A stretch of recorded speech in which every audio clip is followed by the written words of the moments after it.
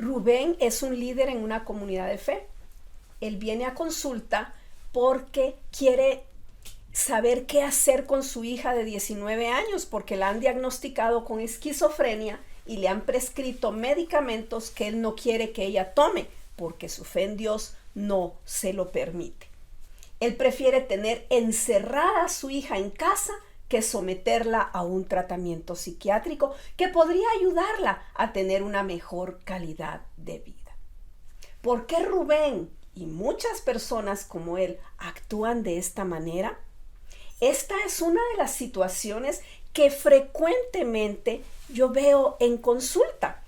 Por tal razón, en este último video de la serie de los trastornos de personalidad, quiero que tú y yo reflexionemos sobre cómo podemos tener una perspectiva saludable sobre esta temática. Si quieres saber qué son los trastornos de personalidad, los tipos de trastorno de acuerdo a los 3 grupos en los cuales se dividen los síntomas, las causas, el tratamiento, cómo se diagnostican, etc., mira los videos anteriores de esta serie. Ve al canal Servicios de Consejería y Salud Mental, el de la mariposa de colores. Por cierto, si aún no te has suscrito, te animo a hacerlo y darle clic a la campanita para recibir notificación cuando los videos son publicados.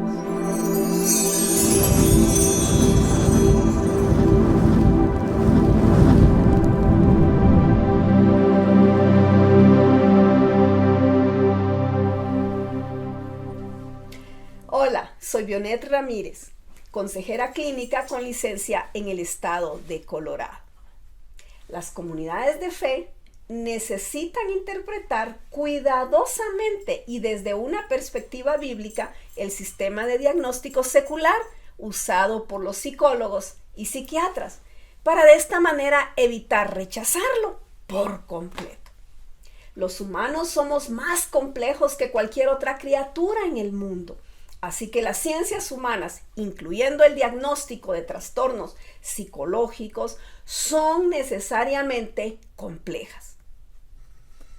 Las conclusiones a las que llegan las ciencias humanas, por lo tanto, son más discutibles y ambiguas que las de las ciencias naturales, requiriendo más interpretación de la que se produce con la mera observación o medición en la matemática, la física o la química. Por otro lado, Dios, nuestro Creador, nos dio la Biblia para proveernos los principios para la vida humana, las verdades más importantes acerca de Él, su relación con los seres humanos y primordialmente la salvación. Estos considero que son los temas que tú y yo necesitamos para vivir de acuerdo con su voluntad y su diseño.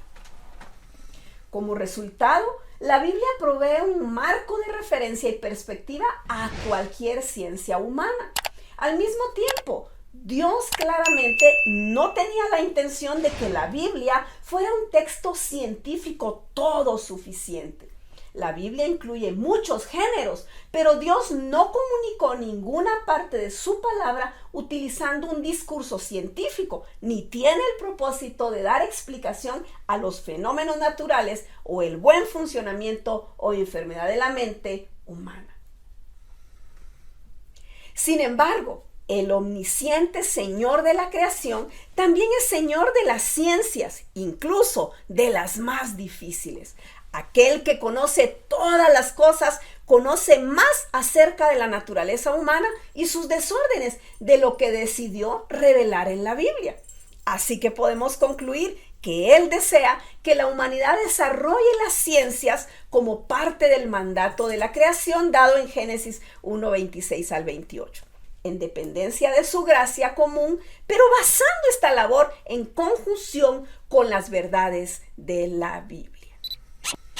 Las personas que forman las comunidades de fe necesitan un modelo para evaluar las ciencias humanas que esté basado en una cosmovisión bíblica, pero abierto a todo lo que Dios permite a los humanos conocer acerca de sí mismos, no solo por medio de los esfuerzos científicos, sino también por otras ramas del estudio y comprensión.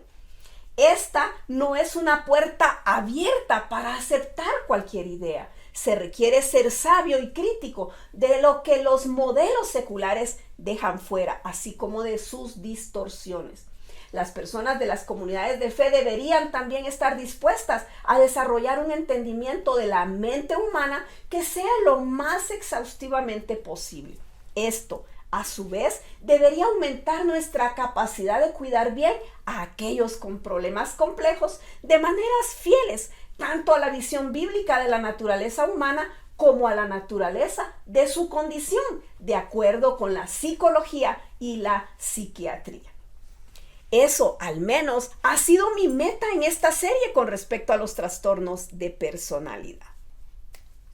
Aparte de explicar los trastornos de personalidad de acuerdo al manual de diagnóstico, he procurado integrar un acercamiento bíblico basado en los conceptos de pecado, sufrimiento y debilidad. Ahora bien, en el esfuerzo por comprender el marco teórico que la Biblia ofrece a las ciencias relacionadas con la salud mental, se destacan estos tres elementos importantes en su perspectiva. El pecado, por ejemplo, es toda acción de pensamiento, palabra u otros comportamientos que violan el plan diseñado por Dios para la vida humana y constituye lo que podríamos llamar la psicopatología ético-espiritual, o sea, un desorden ético y espiritual, ya que el pecado nos separa de Dios y de los demás. Entonces debemos considerarlo como la peor clase de psicopatología. La obra de Cristo es el remedio para el pecado. En esto, la Biblia se distancia de algunos acercamientos psicológicos que tienden a quitar la responsabilidad moral del individuo, atribuyendo sus conductas exclusivamente al ambiente o a la experiencia humana. El segundo elemento a considerar es el sufrimiento. El sufrimiento viene de muchas fuentes, incluyendo el dolor físico, la carencia, el maltrato, el rechazo o negligencia y el fracaso personal también. Las emociones negativas que frecuentemente están involucradas cuando sufrimos son la tristeza, la ansiedad, el enojo, la vergüenza y la culpa. El sufrimiento provee otra perspectiva sobre la psicopatología porque puede contribuir a su desarrollo. Por tanto, la enseñanza de la Escritura respecto al sufrimiento puede ayudarnos a entender mejor la psicopatología y su transformación espiritual. La realidad es que cuando tú y yo sufrimos, nos surgen muchas preguntas sobre el mal y el sufrimiento en el mundo. ¿Verdad que sí? La Biblia comienza con Génesis 1:1 y ahí dice que Dios en el principio creó los cielos y la tierra. Y luego describe todo lo que creó. Cuando terminó, así dice Génesis 1:31, él miró que todo lo que había hecho y esto era muy bueno. Ahora, si todo era muy bueno, entonces, ¿qué fue lo que cambió? La Biblia nos responde esta pregunta con tres importantes factores como causa del sufrimiento y la maldad en el mundo. Estos factores son Satanás, el poder de elección y la creación dañada. En cuanto al primer factor del sufrimiento, que la Biblia dice que Satanás es un ser maligno sobrenatural que obra en el mundo, es un enemigo de Dios que está detrás de toda maldad, es un mentiroso y un asesino que busca robar, matar y destruir. Él se rebeló contra Dios y quiere hacer que muchas personas también se rebelen contra Dios. Así lo dice Primera de Pedro 5:8 y Primera de Juan 3:8. Ahora, en cuanto al poder de la elección, Dios creó a las personas con la libertad de elegir entre el bien y el mal. Adán y Eva son los antepasados de todas las personas. Cuando ellos desobedecieron a Dios, el mal y la muerte entraron en el mundo. Así lo dice Génesis 3 del 1 al 24. Por tal razón, todo individuo y toda la creación sufre los efectos de la desobediencia de Adán y Eva. Y eso se ve en Romanos 5:12. Vemos estos efectos en los desastres naturales, las malas decisiones de las personas y las enfermedades, entre otras cosas. A veces, aunque obedecemos a Dios, sufrimos debido a las malas decisiones de otras personas. Y así lo vemos en Primera de Pedro capítulo 2 también. En cuanto a la creación dañada, la naturaleza ha sido impactada como resultado de la desobediencia de Adán y Eva. Y esto se ve en la narración en Génesis 3 del 17 al 18. Toda la creación está marcada por la decadencia y el dolor. Mientras que todo en la creación todavía está muy bueno, la creación gime para ser liberada de ese quebrantamiento. Y así está en Génesis 1:31.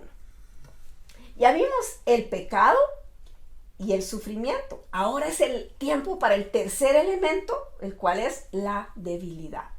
En el Nuevo Testamento, la debilidad se refiere a una variedad de condiciones humanas deficientes que incluyen limitaciones biológicas como una enfermedad, podríamos hablar de la somnolencia, y vemos pasajes como Juan 5 que nos habla de esto, un funcionamiento psicosocial comprometido, también como una presencia personal poco impresionante, y también la falta de habilidades de oratoria, también déficits espirituales como una escrupulosidad religiosa, como lo menciona Romanos 14. Además, la pobreza también es citada como una debilidad. Así que estamos justificados a extender este rico concepto bíblico de la debilidad a cualquier clase de daño biológico o psicológico, desde anormalidades genéticas hasta muchas clases de deformidades psicológicas, como el autismo, el trastorno por estrés postraumático, la falta de regulación de emociones, que resulta del abuso infantil crónico, entre otras.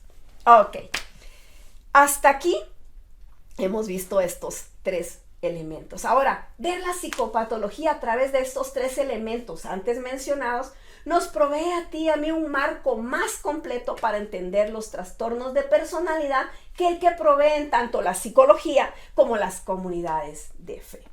La psicología secular dice que no hay cura para los trastornos de personalidad y las comunidades de fe dicen que los trastornos de personalidad son pecado.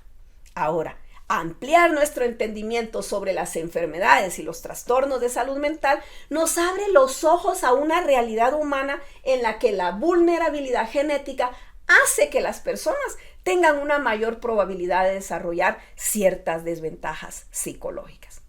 Y estas se pueden manifestar en los trastornos de personalidad desencadenados por el sufrimiento experimentado en la niñez. Por ejemplo, el trauma del abuso y la negligencia. Este conocimiento y entendimiento sobre las enfermedades y trastornos de personalidad debería disponer a las comunidades de fe a mirar con compasión y cuidado a aquellos que los padecen y a no descalificarlos o etiquetarlos y desecharlos por lo mismo. Parte de su sanidad probablemente involucrará el lamentarse a Dios y aceptar su sufrimiento, pasado y presente, así como su daño psicosocial, y aprender gradualmente a reinterpretar todo lo que les pasó como una historia de gloria entretejida en la vida de Cristo, su muerte, su resurrección, conforme van siendo levantados de la muerte de su disfunción por su unión con Cristo. Tal como lo dice San Pablo en sus cartas a Romanos y Colosenses, Efesios también. Al decir levantarlos de la muerte de su disfunción, me refiero a que Dios los puede levantar por medio de tratamientos psicológicos, psiquiátricos y aún la medicina.